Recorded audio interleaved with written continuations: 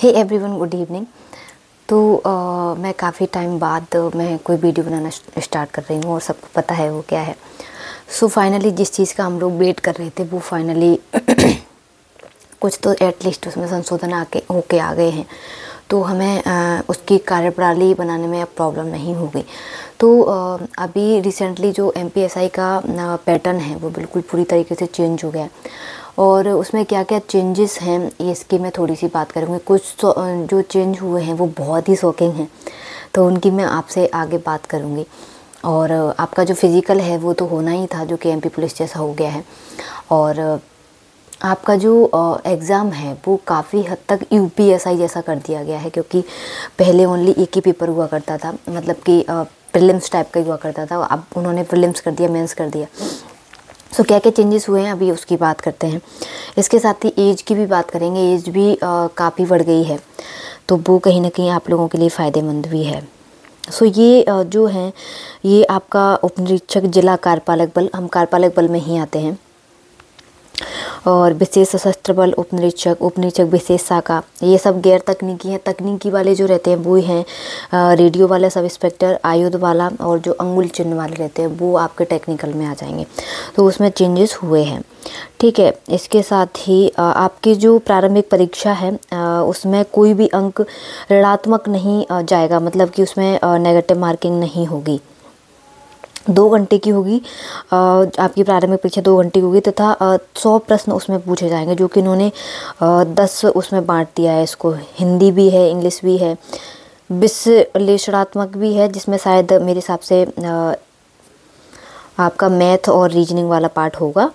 और इतिहास है, भूगोल है, विज्ञान है, नागरिक शास्त्र है, बुनियादी कंप्यूटर ज्ञान, तर्क शक्ति में भी आपकी रीजनिंग रहेगी, और आपका करंट अफेयर्स है जो कि पहले था वही वाली चीज़ें हैं। बस अंतर इसमें इतना है कि ये 100 नंबर का ही रहेगा आपका। जो आपकी प्रारंभिक परीक्षा है वो पूरी तरीके से क्वालिफाइंग होगी और इसमें नेगेटिव मार्किंग नहीं रहेगी, ठीक है। मुख्य परीक्षा आपकी 2 अलग अलग सत्रों में आयोजित की जाएगी, जिसमें प्रत्येक प्रश्न पत्र अधिकतम 300 अंकों का होगा, जिसकी अवधि 2 घंटे की होगी, मतलब कि टोटल 600 हो गया आपका, ठीक है। 600 का हो जाएगा। इसको भी इन्होंने 2 पार्ट में डिवाइड किया हुआ है, ए बी ए, मतलब जो पहला वाला है उसको भी 2 पार्ट में डिवाइड कर दिया। दूसरा वाला जो आपका जीएस पेपर 2 रहेगा उसको भी इन्होंने 2 पार्ट में डिवाइड कर दिया है, मतलब कि वो 150 का टोटल हो गया है। आगे इन्होंने लिखा है जो आप टेक्निकल वाला रहेगा उसके लिए आपका पेपर एक अलग से रहेगा। मुख्य लिखित परीक्षा से पृथक दिवस पर अधिकतम 300 अंकों की तकनीकी परीक्षा आयोजित की जाएगी, जिसकी अवधि 2 घंटे की होगी। ये इन्होंने दिया है आपका टेक्निकल वालों के लिए, ठीक है। अगला है बहुत अच्छी बड़ी बात इसमें, फिर आपका रहेगा और एक जो मेंस में जो आपकी बहुत ही दुविधा भरी बात है वो उसमें ये है कि आपके मेंस में नेगेटिव मार्किंग हो गई है। और ये तो ठीक है, दुविधा है, इससे भी बड़ी डबल दुविधा एक और बताती हूँ कि इन्होंने एक तो चीज़ लिखी है कि नेगेटिव मार्किंग होगी, और एक जगह इन्होंने लिखा हुआ है कि सभी प्रश्न हल करना अनिवार्य होगा। मतलब कि जैसे अभी तक ये चीज़ होती चली आ रही थी कि सभी प्रश्न हल करना अनिवार्य है, तो उसमें कभी कभी ये होता था क्योंकि नेगेटिव मार्किंग नहीं थी तो हम उसको तुक्के भी मार देते थे, तो सही हो गया तो ठीक है, नहीं तो गलत हो गया तो हमें कोई फ़र्क नहीं पड़ेगा।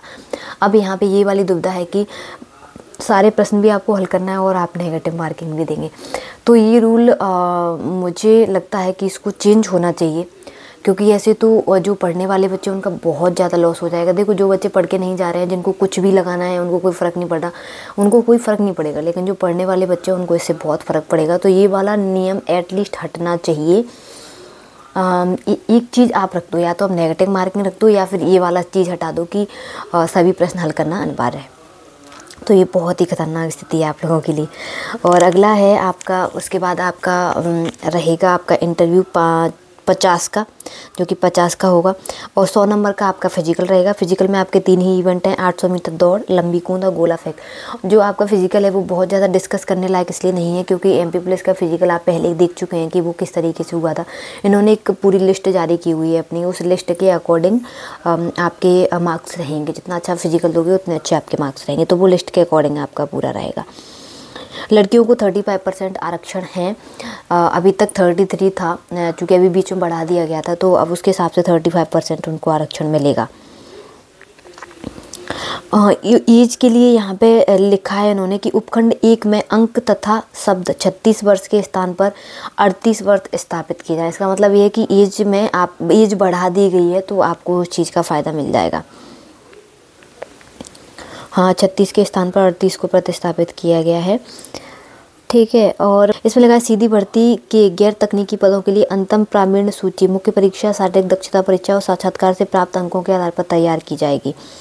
मतलब कि वही है कि आपका जो प्रारंभिक परीक्षा रहेगी उसके अंक आपके सिर्फ क्वालिफाइंग रहेंगे, वो उसमें ऐड नहीं किया जाएगा। वो MPPSC की तरह बिल्कुल हो गया। परंतु केवल उन्हीं अभ्यर्थियों की नियुक्ति के लिए विचार किया जाएगा जिन्होंने शारीरिक दक्षता परीक्षा में न्यूनतम 30 अंक प्राप्त 30% अंक प्राप्त किए हैं। ये चीज़ कभी कभी मैं ये सोचती थी कि मतलब जो पढ़ने वाले बच्चे होते हैं तो वो आप अपने जो आपका जो पढ़ाई वाला आपका जो स्कोर है उसमें आप अच्छे मार्क्स ले आओ, परंतु आपको 30% यहाँ लाना अनिवार्य है, नहीं तो फिर आपके उस पर विचार नहीं किया जाएगा।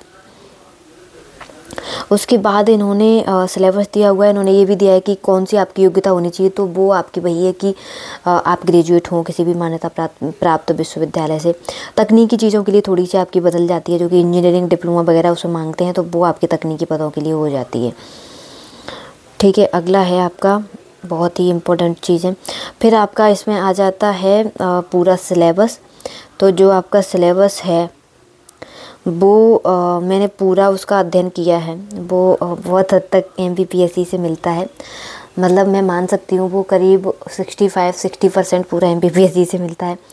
तो ये बहुत मैंने हाईलाइटेड चीज़ें बताई हैं आप लोगों को, क्योंकि आप लोगों ने देखा होगा मैं तो खुद ही वीडियो बनाने में लेट हो गई हूँ, क्योंकि मैंने कहीं ना कहीं बंद कर दिया था ये सब चीज़ें। सो आपका जो सिलेबस है वो काफ़ी हद तक MPPSC से मिल रहा है, मतलब 60% 65% आपका MPPSC से मिल रहा है। ये वाली चीज़ मैंने कई बार आप लोगों को जब तैयारी कर रहे थे तभी मैंने आप लोगों को बोली थी कि आप अगर आपकी तैयारी थोड़ी सी ऊंचे लेवल की होगी आपका सिलेक्शन बहुत जल्दी हो जाएगा। क्योंकि जब मैंने भी दिया था अपना वाला तो मैं भी MPPSC की तैयारी कर रही थी, मैं MPSI की तैयारी नहीं की थी, और मेरा बहुत ईजीली निकल गया था आराम से। और कोई मुझे ये नहीं लगा था कि मुझे बहुत 2-4-6 बार देने पड़ गए, वो पहली बार में मैंने क्लियर कर लिया था। तो यदि आप थोड़े से ऊंचे लेवल की तैयारी करेंगे तो डेफिनेटली आपके एग्ज़ाम बहुत आसानी से निकल जाते हैं। अब बात करते हैं कि इसकी डिफ़िकल्टीज आप लोगों को क्या क्या हो सकते हैं इस एग्ज़ाम में। मैं आप लोगों को बता दूं, कई सारे लोगों ने आपको बहुत डराया होगा, डरा के रख दिया है कि, और मेरे को भी लोग कमेंट कर रहे हैं कि मैम बिल्कुल UPSC जैसा हो गया है और ये है वो है। तो सीरियसली इसमें एक चीज़ को छोड़ करके कुछ भी गलत नहीं है। अब वही जो मैं आप डिस्कस कर चुकी हूँ कि नेगेटिव मार्किंग और सारे प्रश्न हल करना अनिवार्य है, इसके अलावा कुछ भी इसमें अलग चीज़ें नहीं हैं। क्योंकि मेंस जो आपका है वो लिखित नहीं है, वो आपका ऑब्जेक्टिव पूरा रहेगा, तो ये आप लोगों के लिए फ़ायदेमंद है। और चूँकि आपका फ्री हो रहा है तो जो फालतू के लोग हैं जो बेसिक एग्ज़ाम में बैठ जाते हैं वो आपके सारे छट जाएंगे, ठीक है। तो ये ऐसा कहना ये बिल्कुल गलत है कि UPSC जैसा हो गया और ये हो गया वो हो गया, ये फालतू चीज़ें हैं बिल्कुल कहना। UPSC और ये लेवल बहुत अलग होगा। और जब पहली बार आपका एग्ज़ाम होगा तो जो मैं आप लोगों को बता दूं, पहली बार जब एग्ज़ाम होता है तो उसको कोई प्रेडिक्ट नहीं कर पाता है, वो बिल्कुल अनप्रेडिक्टेबल होता है कि क्या आने वाला है, लोग कैसा पेपर सेट करने वाले हैं। तो जो पहली बार एग्ज़ाम में निकलेंगे ना वो उन लोगों के लिए ये राह बहुत आसान होगी, बजाय उनके जो दूसरी तीसरी चौथी बार, मतलब जब तक ये सिलेबस चलने वाला है तब तक। क्योंकि फिर क्या है, प्रेडिक्ट हो जाता है, मतलब उसको जो लोग तैयारी कर रहे होते हैं वो प्रेडिक्ट कर लेते हैं कि आगे अगर पहला पेपर ऐसा हुआ है तो आगे होने वाला क्या होने वाला है। तो दूसरे तीसरे के लिए अपन को वेट नहीं करनी है। आप लोग तैयारी बहुत पहले से कर ही रहे हैं, और तो पहले में ही जोर लगाना है और पहले में ही आपको अपना एक जो सीट आपको लेनी है वो पहले में ही ले लेनी है। और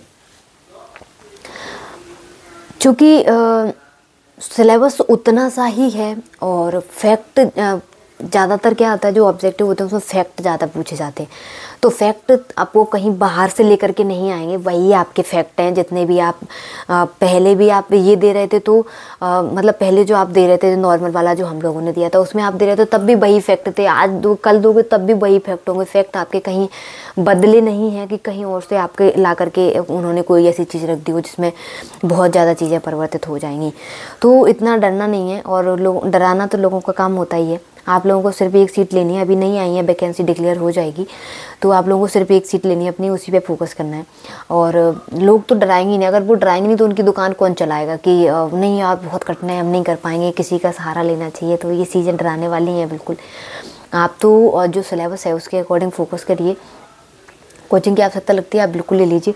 इसमें से मैंने अभी सिलेबस डिस्कस नहीं किया था आप लोगों से, सिलेबस आपका कैसा रहेगा, तो वो मैं आपसे कभी जब भी वीडियो बनाऊंगी मैं उस पर ज़रूर डिस्कस करूंगी। और अब वैकेंसी का वेट मत करना है। यदि आप अभी भी बैठ के वैकेंसी का वेट करोगे तो सीरियसली बाहर हो जाओगे। कोशिश करो कि जब भी सिलेबस चेंज होता है तो पहली बार में सिलेक्शन लेने का कोशिश करो, क्योंकि फिर वो चीज़ें लोगों के हाथ में, लोगों को लगता है ये बहुत कठिन है। आधे लोग तो अभी सरेंडर कर जाएं कि अरे सब लोगों ने डरा दिया, अरे यूपीएससी जैसा होगा, यूपीएससी जैसा नहीं हुआ है। तो सरेंडर नहीं करना है बिल्कुल भी, ठीक है। चीज़ें आपकी वही हैं। और एमपीएसआई का एग्ज़ाम है तो वो एमपीएसआई के हिसाब से ही ऑब्जेक्टिव आपसे पूछेंगे, वो यूपीएससी के हिसाब से आपको ऑब्जेक्टिव ला करके वो नहीं लेके आएंगे, ठीक है। तो डरना नहीं है, और पहली बार में ही कोशिश करो कि पहली बार में फाड़ दो। और यदि आपको लगता है कि आपको कोचिंग की आवश्यकता है तो बिल्कुल आप अभी से कोचिंग लेना स्टार्ट कर दीजिए, क्योंकि जो कोचिंग वाले हैं उन्होंने वो तो अपनी दुकान खोल के तैयार बैठे हैं कि कब तुम लोग आओ और कब हम तुम लोगों को काटें। सो कोचिंग की आवश्यकता है तो कोचिंग ले लीजिए आप लोग। और यदि आपको नहीं लगता कोचिंग की आवश्यकता है तो कोई एक पैकेज किसी के यहाँ से ले लीजिए बुक्स का कि हम बैठ के पढ़ सकते हैं, तो आप बैठ करके भी अपनी तैयारी कर सकते हैं। और मैं बहुत बिजी हूँ अपनी लाइफ में, और लेकिन कोशिश करूँगी आपको टाइम पे चीज़ें शेयर करने का। सो जुड़े रहिए मेरे साथ। Thank you so much.